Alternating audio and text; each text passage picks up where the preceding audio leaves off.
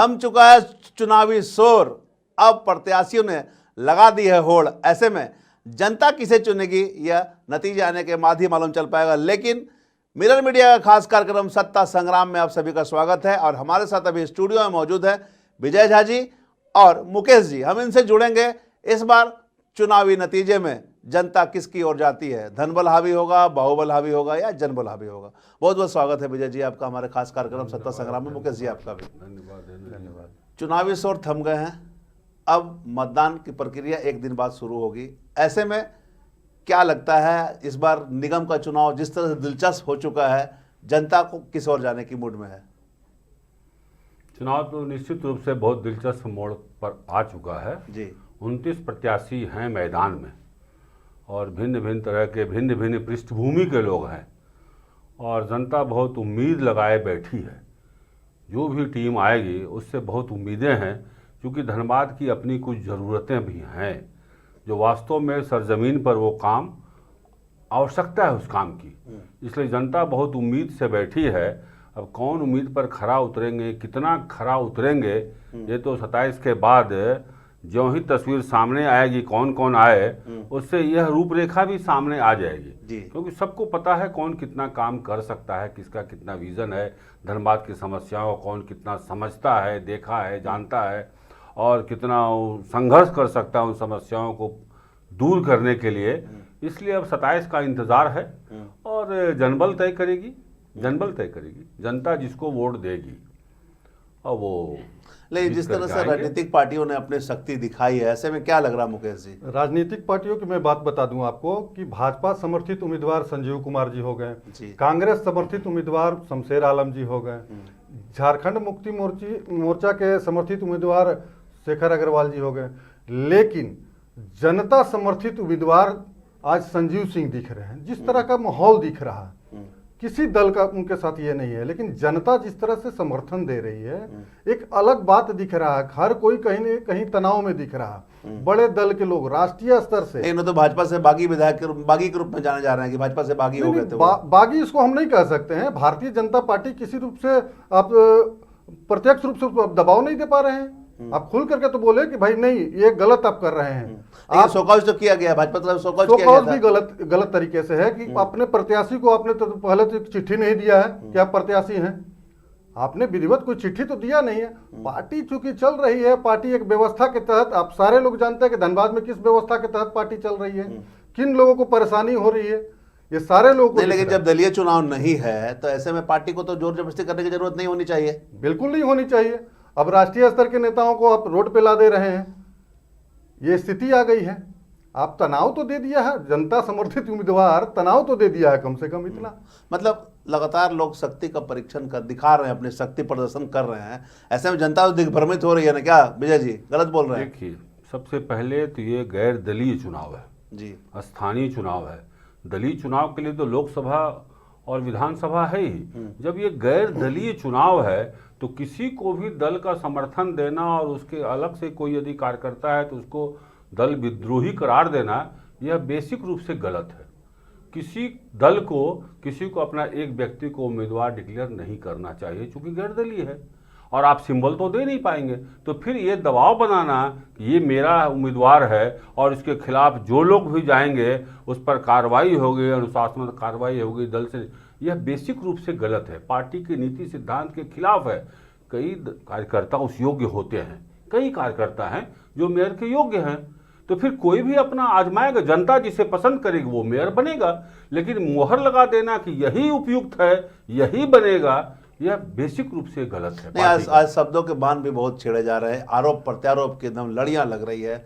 ऐसे में तो कहीं ना कहीं नहीं 2015 में दल के आधार पर उस समय भी चुनाव नहीं हुआ था। बहुत लोगों को जानकारी नहीं है। सांसद जी, धनबाद के सांसद वहां पर बैठे हुए हैं, उनको ये जानकारी नहीं है या ज्ञान नहीं है।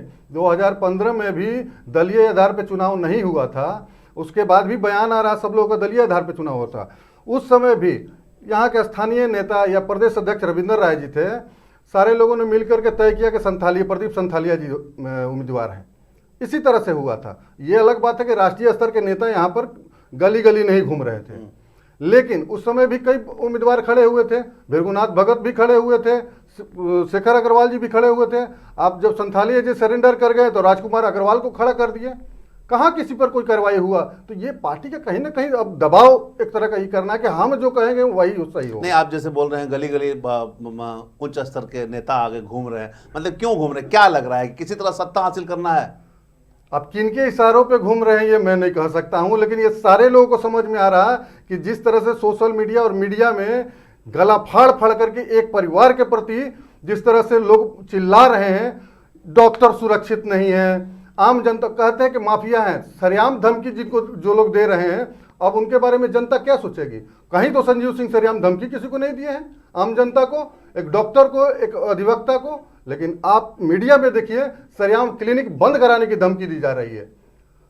भाजपा समर्थित उम्मीदवार के शुभचिंतक हैं या नहीं है, तो भाजपा समर्थित उम्मीदवार तय करे, भारतीय जनता पार्टी तय करे कि आपके सांसद क्या कर रहे हैं।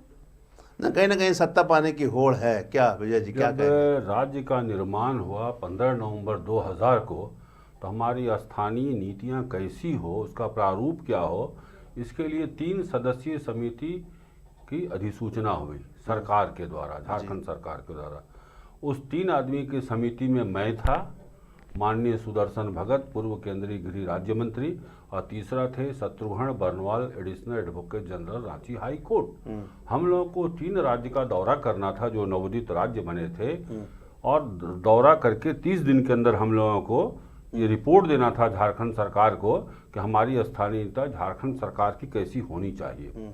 हम लोगों ने दौरा किया, सभी राज्यों में दौरा किया, और सभी राज्यों के जो उनकी स्थानीय नीतियां थी, चाहे छत्तीसगढ़ का हो, चाहे उड़ीसा हो, चाहे मध्य प्रदेश, 3 राज्य हम लोग गए, और वहाँ का स्थानीय नीतियों का सारा अध्ययन करने के बाद वहाँ के सचिवालय से हम लोगों ने संपर्क किया, और हम लोगों ने जो सरकार को रिपोर्ट दी है, हम तीनों के हस्ताक्षर से, मेरा, माननीय सुदर्शन भगत और श्री शत्रुघ्न बर्नवाल जी, जो रिपोर्ट है, हम लोगों को लगा कि नहीं, ये गैर दलीय ही उपयुक्त होगा और हर बार रोटेट होना चाहिए। हर बार, आज जनरल है, कल ओबीसी हो, कल एससी हो, परसों एसटी हो, फिर महिला हो, ये रोटेशन का ये हम लोगों का रिपोर्ट दिया हुआ है झारखंड सरकार को। तो झारखंड सरकार ने बहुत ग्लैडली एक्सेप्ट किया कि हाँ, हर को मौका मिलेगा। आज यदि किसी को मिल गया ये, तो अगले बार दूसरा उम्मीदवार वो बन सकता है दूसरे समुदाय का, उसको लगेगा अगले बार हो सकता है एससी को हो जाएगा, आज एसटी हो गया, स्वागत है, कल ओबीसी को हो जाएगा, स्वागत है। ये लोगों को, हर को लगेगा कि मौका मिलेगा, ये उसके पीछे भावना थी। लेकिन आज हो क्या रहा है? आप देखें कि आप जनरल कोटा में सीट गया ये पार्टी जिसको अपना समर्थन का घोषणा कर रही है, क्या उनके दल में एक भी जनरल कैटेगरी के लोग नहीं थे कि अगर उम्मीदवार करना ही है डिक्लेयर, तो जनरल कोटा में जब ये गया, एससी में नहीं गया, एसटी में नहीं गया, ओबीसी का रह चुका है, तो फिर मैं जनरल से उम्मीदवार दूं? ये क्या मौलिक जिम्मेवारी नहीं थी पार्टी की? तो पार्टी की सोच कहाँ है आज, जब नीति कुछ और कह रहा है, कानून कुछ और कह रहा है, सरकार ने कुछ और नीतियां स्वीकार की है, और दल ही खुद उल्लंघन कर रहा है जिसके कार्यकाल में ये कानून बना, और आप जनरल से किसी को दे देते? क्या दिक्कत थी भाई? अगले बार ओबीसी को आता, फिर महिला को आता, फिर आता। तो सभी पार्टियां ने तो वही कार्य किए हैं। इसीलिए बोला मैंने, दलीय आधार पर जो हुआ, ये दलीय आधार पर ही होना गलत है। अगर हम ये नहीं करते तो यह आरोप तो नहीं लगता ना कि आप जनरल को नहीं दिए। आज जनरल के मन में एक टीस है ना कि सीट जनरल का है, फिर जनरल को क्यों नहीं दिया आपने? ये टीस है। मैं जब गांव में जाता हूं, समाज के हर तबके से मेरा संबंध है, और मैं सब लोगों से मिलने जुलने में रुचि रखता हूं, तो यह बात है नीचे तबके तक कि एक तो दलीय समर्थन क्यों, दलीय आधार क्यों? जब कहा जाता है गैरदलीय चुनाव होगा, गैरदलीय चुनाव होगा, अगर इतना ही था तो सिंबल भी देते, आप नहीं जाते सुप्रीम कोर्ट, लड़ते कि मैं सिंबल दूंगा, मैं कैंडिडेट भी डिक्लेयर करूंगा और सिंबल भी दूंगा। एक चीज और हम समझना चाहेंगे, अब समस्या ऐसी हो गई है कि अगर किसी पार्टी के समर्थन में कोई आम आदमी आ भी जा रहा है तो डर रहा है, क्योंकि उसको धमकी दी जा रही है, तो कहीं ना कहीं लोगों को डराने धमकाने का भी कार्य किया जा रहा है। क्या मुकेश जी, क्या कहेंगे आप? देखिए, बिल्कुल ये तो प्रमाण दिख रहा है बहुत लोगों का, लेकिन मैं ये भी बता दूं कि भारतीय जनता पार्टी समर्थित उम्मीदवार जरूर वो हैं संजीव कुमार जी, लेकिन भारतीय जनता पार्टी के मैक्सिमम लोग, बहुत ज़्यादा मात्रा में लोग जो हैं, जो हमारे शुभचिंतक हैं, हमारे साथ हैं, और हम कहते भी हैं कि भारतीय जनता पार्टी के विचारधारा को अपनाने वाले संजीव सिंह ही चुनाव जीतेंगे, और संजीव सिंह के साथ संपर्क में है लोग। आपने एक चीज़ का जिक्र किया कि धमकी दी जा रही है, चूँकि मेरे यहाँ की घटना है जी 18 तारीख को 29 में से एक प्रत्याशी एक चिकित्सक के पास चले गए बतौर प्रत्याशी और बतौर मतदाता वोट मांगने के लिए। इसका ऐसा रिएक्शन हुआ कि सार्वजनिक सभा में उस डॉक्टर को धमकी दी गई, क्लिनिक बंद कर देने की, बोरिया बिस्तर लपेट के भेज देने की, जबकि यहीं उन्होंने बीसीसीएल में सेवा दी है, यहीं से रिटायर किए हैं, 75 साल की उम्र है और यहीं चिकित्सा के क्षेत्र में वो सेवा दे रहे हैं। और ऐसी धमकी दी जा रही, क्या पार्टी को ये नहीं दिख रहा है कि किस तरह की भाषा का प्रयोग किया गया? और भाषा का प्रयोग करने से भी ज़्यादा खराब बॉडी लैंग्वेज था। लग रहा था यदि वो आदमी सामने आ जाए जिसके हम मिलने गए थे, ये जिस चिकित्सक के, तो लगता है गला दबा के मार देंगे कि छाती तोड़ देंगे। ये इतना अपराध है यदि कोई प्रत्याशी मेरे यहाँ आ जाएगा। हर प्रत्याशी का मौलिक अधिकार है किसी मतदाता के पास जाए, हर मतदाता का मौलिक अधिकार है हम किसी को वोट दें। ये उसमें अड़ंगा लगाया जा रहा है। दलीय चुनाव कहते हैं और आपके दल के ही प्रतिनिधि लोग इस तरह का व्यवहार करते हैं। कहाँ ले जा रहे हैं लोकतंत्र को? आप क्या कहना चाहते हैं? मेयर को आप जेब में रखना चाहते हैं क्या? मेयर पूरे शहर का होता है, शहर का पहला व्यक्ति का अधिकार मिलता है मेयर को, शहर की चाबी सौंपी जाती है मेयर को। लेकिन इस तरह का व्यवहार कि उसे मिलने क्यों चले गए? तो क्या आपसे इजाजत लेनी होगी क्या? अब ये स्थिति आ गया क्या? यह भी मतदाता को गौर करना चाहिए। मैं अपील करता हूं सभी मतदाता से कि कोई ऐसा प्रत्याशी को मत चुने जो किसी के जेब का वस्तु बन जाए, जो उसको जेब में लेके घूमे। आप शहर का मेयर के लिए मतदान कीजिए, न कि किसी जेब के किसी पदाधिकारी के लिए मतदान कीजिए। नहीं, आज जात पात बांटने के प्रयास किए जा रहे हैं, मतदाताओं को तमाम तरह के प्रलोभन दिए जा रहे हैं। ऐसे में कहीं ना कहीं दिग्भ्रमित हो रहे हैं मतदाता। तो क्या लगता है लोगों को किस प्रकार के पहल करने की जरूरत है? मतदाता दिग्भ्रमित प्रयास तो जरूर हो रहा है, लेकिन हो नहीं रहे हैं। क्योंकि हम लोगों ने क्षेत्र में जिस तरह से देखा है, अभी सारे जाति के लोग, सारे समुदाय के लोग कहीं ना कहीं बढ़ चढ़ करके हिस्सा ले रहे हैं। और मतदाताओं के बीच में कहीं ये नहीं है, नेताओं को टेंशन बढ़ा हुआ है, नेताओं में एक बेचैनी है। एक ही प्रत्याशी से तमाम लोगों को बेचैनी क्यों हो गई है पूरे क्षेत्र में? हमारे प्रत्याशी संजीव सिंह जी कहीं किसी क्षेत्र में किसी के साथ गलत व्यवहार तो नहीं किए। आम जनता कहीं ना कहीं एक आशा, उन्होंने टेंशन बढ़ा दिया लोगों का। टेंशन बिल्कुल बढ़ा हुआ। अब तो पहले तो था कि बीपी बढ़ा हुआ था, अब तो पेट में दर्द होने लगा है। अच्छा, बहुत सारे प्रत्याशी ऐसे भी हैं जिन पर कई मामले भी दर्ज हैं। कोई बिल्डर है, कोई जीएसटी के मामले में आरोपी है, कोई अन्य मामले में है, किसी तरह का अवैध काम कोई कर रहा है। तो ये तमाम जो उतर चुके हैं, मैंने चोली दामन ओढ़कर नेता बनने वाले हैं, इन लोगों को भी सबक मिलने की जरूरत है ना। अब वक्त आ गया है, हमको लोकतंत्र को यदि सुरक्षित रखना है, आगे वाली पीढ़ी को भी स्वस्थ लोकतंत्र देके जाना है, अब बहुत आमूल चूल परिवर्तन की जरूरत है।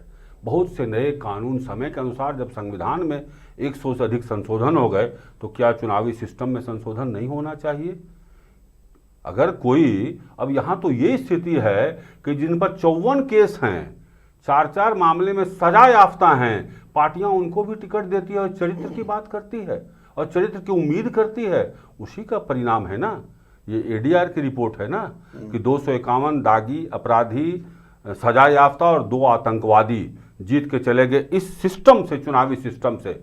आज इस चुनावी सिस्टम को बहुत गहराई से समीक्षा की जरूरत है कि एक भी अपराधी हमारे आपके वोट से संसद की दहलीज में पार न कर सके, विधानसभा की दहलीज पार न कर सके, ये जरूरत है। लेकिन जेल में रह के भी आप चुनाव लड़ सकते हैं, ये अब जरूरत है। राइट टू रिकॉल, वक्त का तकाजा है कि राइट टू रिकॉल आना चाहिए। कोई अगर पद पर आने के बाद पद का दुरुपयोग कर रहा है तो राइट टू रिकॉल का अधिकार मतदाता को मिलना चाहिए। ये नहीं कि हमने एक बार वोट दे दिया, अब 5 साल के लिए हम पंगु हो गए, हम कुछ नहीं कर सकते हैं, चाहे वो दूसरे का गला ही क्यों न काटे, गुंडा टैक्स ही क्यों न वसूलें, रंगदारी ही क्यों न वसूलें, लेकिन हम इतने लाचार हैं कि अगले साल 5 साल वोट का इंतजार करें। मतदाता को और अधिकार मिलना चाहिए, राइट टू रिकॉल का वक्त की जरूरत है। जो सिचुएशन आ गया है लोकसभा और विधानसभा का, 40 यौन उत्पीड़न के आरोपी आज सदन के सदस्य हैं। इससे बड़ी शर्मनाक बात क्या होगी कि ऐसे लोग भी चुनाव जीत के चले जाते हैं। क्यों नहीं राइट टू रिकॉल का अधिकार मिलना चाहिए? आज लोकतंत्र को यदि आगे हमको सुरक्षित ले जाना है तो ऐसे प्रावधान अब लाने होंगे चुनाव में। नहीं तो अभी तो शहर के सरकार की चुनाव हो रही है, तो यहीं से इसकी शुरुआत करने की जरूरत है लोगों को।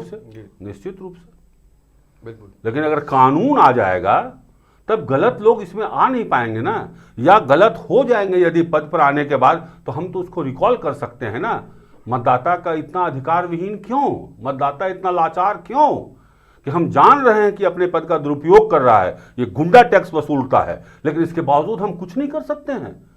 ऐसी लाचारगी मतदाताओं के साथ क्यों? मतदाता को और अधिकार से उनको और परिपूर्ण किया जाना चाहिए, तब लोकतंत्र की रक्षा होगी। नहीं तो आने वाले समय में अगले चुनाव में 300 यदि दागी अपराधी चुनाव जीत के अगर नहीं चले जाए तो कोई आश्चर्य नहीं। तो सबको तो आवाज उठाने की जरूरत होगी इसमें। आवाज तो लोकतंत्र आम आदमी की आवाज है, उसमें हक है लोगों का, सबको आवाज उठाने की जरूरत है। क्योंकि ऐसे प्रत्याशी भी इस बार चुनाव में शामिल हैं जिन पर किसी पर मामले दर्ज हैं, कोई किसी में आरोपी है, कोई अगर पढ़ाई की बात करें तो ढंग से 8वां ही पास नहीं किया है, किसी ने मैट्रिक पास नहीं किया है और सही मैदान में कूद पड़े।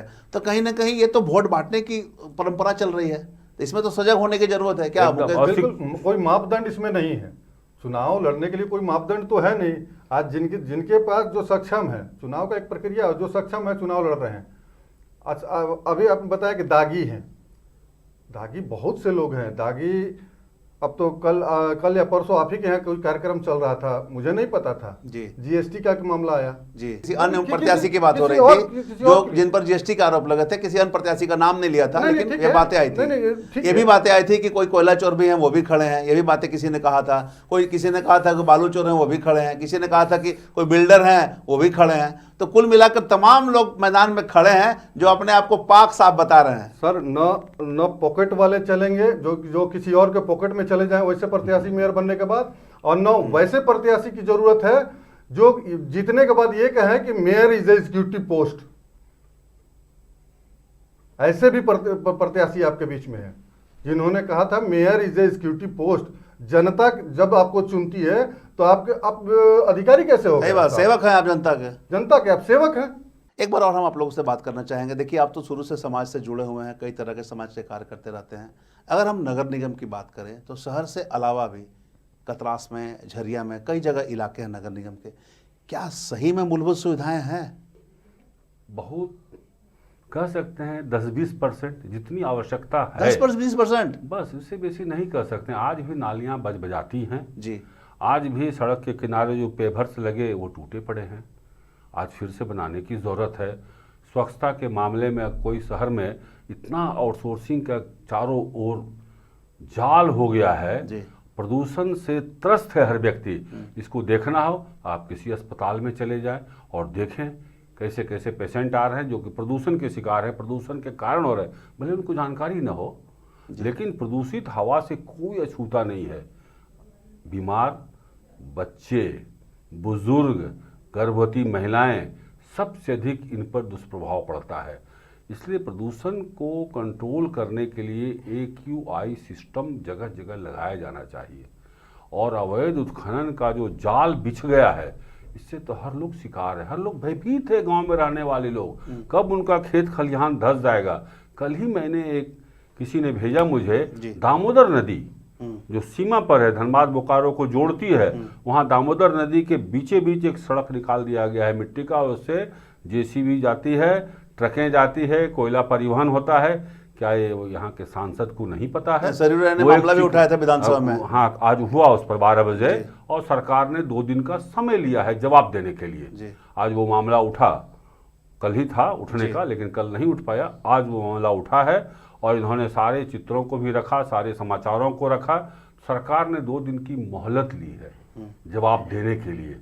और स्थिति ये है, ये एक ऐसा जाल बिछ गया है और ऐसे लोग आ गए हैं, अपराधी किस्म के लोग, ये गांव को भयभीत भी करते हैं। यदि कोई रिपोर्ट कर देता है थाना में, मोबाइल से फोटो खींच करके भेज देता है ऊपर, तो धमकी बड़े बड़े अधिकारियों का आता है। तो कहीं ना कहीं सबों की मिली भगत है। तो ये सब चीज़ों से परेशान है सब लोग, और इसका असर कतरास क्षेत्र पर भी बहुत ज़्यादा है। अभी कुछ दिन पहले कुम्हारपट्टी में धंसा था, मुंडा दहोड़ा में धंसा था, 7 लाशें बरामद हुई थी जो कहा कि आउटसोर्सिंग कंपनी के थे।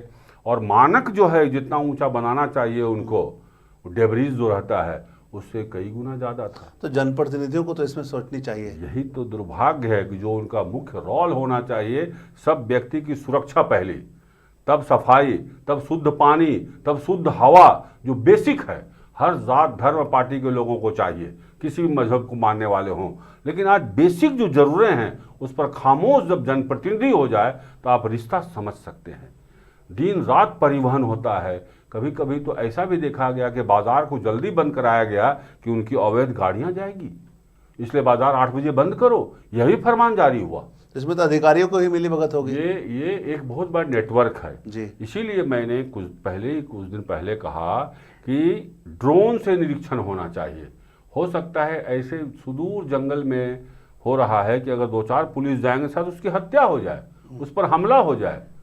तो बीसीसीएल के भी तो अधिकारी है वहां पे। हाँ, ड्रोन से निगरानी हो, थाना में बैठ के करे, जीएम स्तर के अधिकारी अपने ऑफिस से करे। जैसे ही देख लें 1000-2000 बोरा भर गया, अब परिवहन करके लोग ले जाएंगे, तुरंत सीआईएसएफ छापा मारे, उठा ले। बहुत आसान है, संकल्प शक्ति चाहिए।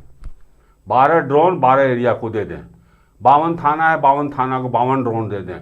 इतना सीएसआर फंड है, डीएमएफटी फंड है, इसका जनहित में उपयोग होना चाहिए। लेकिन इससे पहले तो निगम के कोई अधिकारी इसमें सजग नहीं, न जनप्रतिनिधि दिखाई, न कोई दिखलाया। अब बढ़ गया, अब चूंकि अब ये रोग बहुत फैल गया है। अभी लोग झरिया में बता रहे थे, मैं पर्यावरण पर कार्यक्रम था गया था, बोला छत पर सोते थे हम लोग, अब नहीं सो सकते हैं आप छत पर।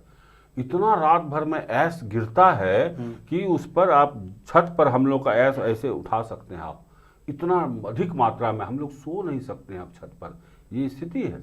मतलब चारों बगल तमाम तरह के जो भी चुनावी वादे हो रहे हैं कि प्रदूषण से दूर करेंगे, ये करेंगे और मुक्ति दिलाएंगे पानी की समस्या, तो ये क्या हवाई वादे हैं? मैं समझता हूं कि जो भी टीम आए उसको इस पर बहुत गंभीरता से लेना चाहिए। और AQI सिस्टम जो अभी सोलूबी सर्कुलर रोड में आप देखेंगे वुमेन्स कॉलेज के आगे लगा हुआ है, इसको गांव में भी लगाया जा रहा है। लगेगा 100-200, 55 वार्ड है, 2-2 तो लगाइए, तो पता तो चले कौन क्षेत्र में सबसे ज्यादा वायु गुणवत्ता खराब है, हम उसको ठीक करेंगे। पहले क्या बोल रहे हैं मुकेश जी? क्षेत्रों में मैं बताना चाहता हूं कि जो धनबाद से जनता समर्थित उम्मीदवार संजीव सिंह, चूंकि आपका जो सवाल आ रहा था, क्योंकि उनका पहला था कि प्रदूषण मुक्त, जो जिस तरह से रेलवे लाइन के उस पार का निगम क्षेत्र और रेलवे लाइन के इस क्षेत्र जो निगम क्षेत्र में बना हुआ है, तो प्रदूषण पर उन्होंने सवाल उठाया। और मैं ये दावे के साथ कह सकता हूं कि तमाम प्रत्याशियों में एक ऐसे प्रत्याशी हैं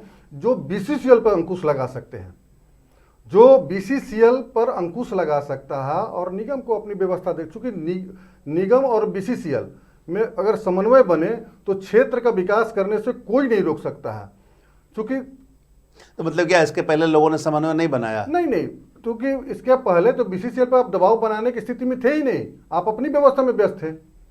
तो हो सकता है आपका जो है कि प्रतिनिधि जीत के वो भी अपना व्यवस्था में रह जाएंगे। नहीं, मैं बता, चूंकि हमारे जो प्रतिनिधि हैं संजीव जी, चूंकि मजदूर राजनीति करते हैं, बीसीसीएल पे उनका दबदबा है, बीसीसीएल से वो कराने की क्षमता रखते हैं। लेकिन सत्ता ऐसा मोह भंग है कि उसमें बैठने के बाद लोग भूल जाता है, अपने बारे में सोचने लगता है, तो हो सकता है आपके प्रतिनिधि भी बदल जाए। जी नहीं, चूंकि उन लोग अभी तक का लगातार जो रहा है कि संघर्ष करते रहना, संघर्ष करते आए हैं। बीसीसीएल मजदूर राजनीति करते हैं, मजदूरों के माध्यम से संघर्ष लेकिन अब तक तो कुछ फायदा नहीं मिल पाया ना। अगर बात किया श्रमिकों को, तो श्रमिकों को तो अभी तक कुछ फायदा नहीं मिल पाया। नहीं, अभी हाल फिलहाल आप देख लीजिए, तकरीबन 20-25 दिन पहले, 1 महीना शायद पहले मजदूर बैठे हुए थे, 500-600 मजदूर निगम क्षेत्र के ही। मतलब आपको उम्मीद है कि कोई प्रत्याशी नहीं गया, मतलब आपको उम्मीद है कि समस्याएं दूर होंगी? बिल्कुल। अच्छा, एक चीज और हम आप ही से समझना चाहेंगे, जैसा आप बता रहे थे समन्वय नहीं बना, तो क्या अधिकारी भी समन्वय नहीं बना पाए इस मामले में कि प्रदूषण को रोक पाए? अधिकारी को क्या मतलब है साहब? पिछले 2-4 वर्ष पहले हम लोग गए हुए थे, ओबी डंप का मामला था, दामोदर, जिस तरह से दामोदर का रूट डाइवर्ट कर दिया गया था। वरुण रंजन जी साहब डीसी थे, हम लोगों ने बात किया, उसके बाद कोई कार्रवाई नहीं होती है। अधिकारी मस्त हैं, चूंकि सरकार की जो व्यवस्था है, सरकार को कोई मतलब नहीं है कि क्या हो रहा है, सरकार को अपना ऊपर से जो आना है वही है। कोयला चोरी हो उसके काम है, खुलेआम जब कोयला चोरी हो रहा है, अब आप देख सकते हैं पूरे शहर में खुलेआम कोयला चोरी है, चिल्ला रहे हैं, विजय झा जी चिल्ला रहे हैं, कोई भी अगर बोल रहा है कोई असर नहीं पड़ने वाला है। आपके अखबार में निकलता है, मीडिया में आप लोग देते हैं, फिर भी असर नहीं पड़ रहा। सरकार अपने काम में मस्त है, बस। मैं एक उदाहरण देना चाहता हूँ जी जो बहुत बड़ा उदाहरण है। आपके ध्यान में होगा 2016 में कतरास धनबाद चंद्रपुरा मेन लाइन, जिससे ये सरकारी आंकड़ा है रेलवे का, 1,14,00,000 सफर करते हैं प्रति वर्ष, मतलब 1/3 हो गया राज्य का। जी भूमिगत आग के नाम पर वह ट्रेन बंद कर दी गई। क्या रोल था जनप्रतिनिधि का? पब्लिक एकत्रित हुई और 20 महीने तक आंदोलन चला, 20 महीने तक, और हम लोगों ने चुनौती दिया उस रिपोर्ट को कि ये गलत है, कोई आग नहीं है। कब सर्वे हुआ कि आग है? किसने सर्वे किया? ये गुप्त क्यों है? कोई बड़ी कंपनी ने सर्वे किया होगा, भूमिगत सर्वे करना है। और एक मशीन लगा हुआ था बांसजोड़ा स्टेशन में, जहाँ जहाँ आग की बात कही गई थी वहाँ वह मशीन, जैसे ईसीजी मशीन होता है, बॉडी का रिपोर्ट आता है, वैसे ही वो जमीन से 25 फुट नीचे लगाया गया था कि कहीं भी थोड़ा सा भी हलचल होगा जमीन में आग के कारण तो उसका ग्राफिक रिपोर्ट ऊपर में स्टेशन मास्टर के चेंबर में और वहाँ का जो प्रोजेक्ट अफसर था उसके चेंबर में आएगा रिपोर्ट। ये हम लोगों ने रिपोर्ट ऊपर किया तो जो स्थिति पहले थी जब बताया गया आग है वही स्थिति थी। तो हम लोगों ने इसको चुनौती दिया, ये गलत है रिपोर्ट, आग नहीं है, नहीं तो ये रिपोर्ट ऐसा क्यों है? वो मशीन चोरी हो गई 25 फुट नीचे से, जमीन से बांसजोड़ा स्टेशन में जो लगा हुआ था। हम लोग 20 महीने तक लगातार धरना दिए और एफिडेविट दिया हम लोगों ने 5000 जिला प्रशासन को कि आग नहीं है, अगर आग के कारण कभी कोई दुर्घटना होगी तो हम लोग की चल अचल संपत्ति जब्त कर ली जाए, ऐसा 5000 एफिडेविट दिए। हम लोग हाई कोर्ट गए पीएल करने के लिए, कलकत्ता हाई कोर्ट, तो हुआ कि नहीं बीसीएल का हेडक्वार्टर यहाँ है, झारखंड में होगा, लेकिन पूरी जो भूमिका होनी चाहिए जनप्रतिनिधि का जीरो था। तब तो ऐसी स्थिति में लेकिन झंडी दिखाने के लिए आगे थे जब ट्रेन चली। और देखिए हम लोग का कहना सच साबित हुआ, आज 19 में चालू हुआ, फिर 20 महीने बाद आज 26 है, 7 साल हो गए, एक भी भूमिगत दुर्घटना आग के कारण क्यों नहीं हुई? अब तो उस समय 52 ट्रेनें बंद हुई थी, आज 60 से ज्यादा ट्रेनें चल रही है, तो दुर्घटना तो होनी चाहिए, लेकिन एक भी दुर्घटना का रिपोर्ट नहीं है। तो कितना हम लोग सही डिमांड के साथ खड़े थे, लेकिन जनप्रतिनिधि, सभी को तो सजग होना पड़ेगा ऐसे स्थिति। मान लीजिए लोग, कुछ लोग सजग होते हैं, जनता को लड़नी पड़ेगी आप जनप्रतिनिधि के भरोसे, क्योंकि जनप्रतिनिधि जब हाथ मिला लेगा अपराधी तत्वों से, आपकी चिंता कौन करेगा, आपकी सुध कौन लेगा? आपको सजग होना पड़ेगा एक नागरिक की हैसियत से अपने अधिकार के लिए, और हम लोगों ने लड़ के लिया। वो चिट्ठी तो पीएमओ से आई थी। अच्छा, एक चीज़ और समझना चाहेंगे, अभी जो चुनाव प्रचार में तमाम होर्डिंग्स बैनर्स लगे हुए हैं, उसमें कोई प्रत्याशी ज़्यादा होर्डिंग बैनर्स लगा खर्चा कर रहे हैं, किसी के पास कम पैसे हैं तो कम खर्चा लगा कर रहे हैं। जितने भी प्रत्याशी खर्चा कर रहे हैं वो कहीं ना कहीं तो यही से वसूलेंगे पैसा, क्या? नहीं, मेरा मानना है चुनाव को यदि सर्वसुलभ बनाना है, हर आम आदमी के लिए बनाना है, तो ये खर्च 25 लाख नहीं, ये खर्च जीरो कर देना चाहिए और इन सारे चीज़ों पर बैंड लगना चाहिए। इसका असर क्या होगा? जो पहले से समाज में जीवित है, जीवित से मेरा मतलब सामाजिक मुद्दे पर खड़ा होता है, जो जीवित है उसको लोग जानते हैं, लेकिन मृत लोग होर्डिंग और बैनर के भरोसे आ जाएंगे और चुनाव को हाईजैक कर लेंगे। इसलिए कोई सीमा नहीं, कोई प्रचार नहीं कर सकते हैं आप। एक मंच पर आना होगा सब प्रत्याशी को और अपनी अपनी बात कहिए। एक मंच, वो सरकारी मंच होगा, वो पीआरओ के द्वारा होगा, और ये जब तक नहीं लगाएंगे तब तक टाटा बिरला ही हावी होते रहेंगे और गरीब बेचारा दूर से टुकुर टुकुर लोकतंत्र को देखता रहेगा, क्योंकि उसको पैसा का जरूरत है, उसका भागीदार नहीं बन पाएगा, हिस्सेदार नहीं बन पाएगा, क्योंकि उसके पास पैसा है ही नहीं उतना कि शॉर्ट होर्डिंग लगा पाए वो। इसीलिए 25 लाख भी सीमा जो है वह और कम होकर के जीरो होना चाहिए। क्या कहेंगे मुकेश? नहीं, विजय भैया का बात से पूरी तरह इत्तेफाक को नहीं रखते हैं, लेकिन ठीक है, एक मापदंड होना चाहिए और कम होना चाहिए। निश्चित रूप से धन बल वाले लोग जो है राजनीति में आए और चुनाव लड़े, जो जरूरी नहीं है एक आम जनता, एक आम जो जनप्रतिनिधि हो, सेवक हो, जो जनता के बीच लंबा संघर्ष किया हो, उसको भी मौका मिलना चाहिए, क्योंकि उसके पास धन नहीं है। तो चूंकि ज़्यादा धन की अगर बात करते हैं तो फिर वैसे ही लोग आएंगे, गलत तरीके से जो पैसे कमाएंगे वही कर सकते हैं। तो ये निश्चित रूप से है कि उसमें एक मापदंड कम होना चाहिए और इतना नहीं होना चाहिए था। चलिए कोई बात नहीं, अब खत्म करेंगे शॉर्ट्स में। ये बताइए कि अब एक दिन बाद मतदान होने हैं, ऐसे में आम लोगों को क्या करना चाहिए? आम लोगों को जाति, धर्म, मजहब पार्टी से ऊपर उठकर धनबाद के हित के लिए वोट करना चाहिए, धनबाद की बेहतरी के लिए करना चाहिए। जो हमारी मूलभूत समस्याओं को दूर करने की क्षमता हो रखता हो उसको वोट करना चाहिए। अपना बहुमूल्य वोट दान नहीं करें, वोट का दान नहीं करें, वोट का सदुपयोग करें। क्या कहेंगे? धनबाद का बेटा हो, जो युवाओं का चहेता हो, माताओं बहनों का चहेता हो, वैसे प्रत्याशी को धनबाद और जो जनता के विकास के बारे में सोचे, जनता के विकास के बारे में जिसके मन में चिंतन हो कहीं ना कहीं, वैसे प्रत्याशी को हम चुने। ठीक, चलिए, तो सत्ता संग्राम में अभी हमारी बात हो रही थी विजय झा जी से और मुकेश जी से। इन्होंने कहा कि प्रत्याशी ऐसा हो जो जनता के हितों के बारे में सोचे, साथ ही जो सेवक बने, मालिक न बने और न ही अपने आप को सुपीरियर समझे। सेवक का चुनना जरूरी है, क्योंकि सेवक जो रहेगा आपके पास 24 घंटा उपलब्ध रहेगा। ऐसे को मत चुने जिसके पास आपको जाने के लिए, मिलने के लिए तरसना पड़ेगा। बहरहाल चुनाव नतीजे आने के बाद ही समझना होगा कि जनता का मूड क्या है, जनता किसे चुना है, सेवक को या किसी और को। यह नतीजे आने के बाद ही मालूम चल पाएगा। लेकिन सत्ता संग्राम में हमारी यह चर्चाएं लगातार जारी रहेगी और इस मुद्दे पर बातें होती रहेगी। तब तक के लिए बने रहे मिरर मीडिया के साथ।